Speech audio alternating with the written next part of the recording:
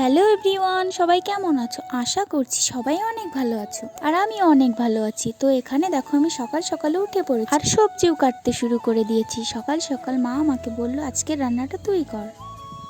তার কারণ বাবা সকাল সকাল যাবে কাজে, আর আমার বাবা কিন্তু সকাল 8টার মধ্যে কাজে বেরিয়ে পড়ে। তো তার জন্য দেখো আমি এখানে সবজি কাটতে বসে গেছি। এখানে আমি আলু ফুলকপি প্রথমে কেটে নিয়েছি, তারপরে দেখো উচ্ছেগুলো কেটে নিচ্ছি আমি। আর এখানে সব সবজি কাটা আমার কমপ্লিট। তারপরে দেখো আমি রান্নাও চাপিয়ে দিয়েছি, আর এখানে আমি ফুলকপি আলুটা প্রথমে রান্না করে নিচ্ছি। রান্না করতে করতে হঠাৎ দেখি দাদু আমাকে ডাকলো।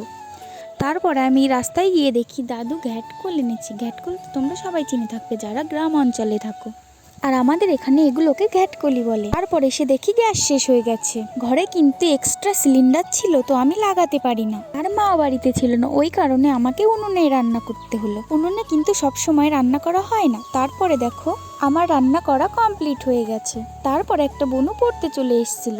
আমি যেহেতু রান্না করছিলাম তাই আমার বোনকে বললাম তুই একটু পড়িয়ে দে ওকে, আর ও কিছুক্ষণ পড়ানোর পরে তারপরে কিন্তু আমার রান্না হয়ে গেছে। তাই জন্য আমি একটু পড়িয়ে ওকে ছুটি দিয়ে দিলাম।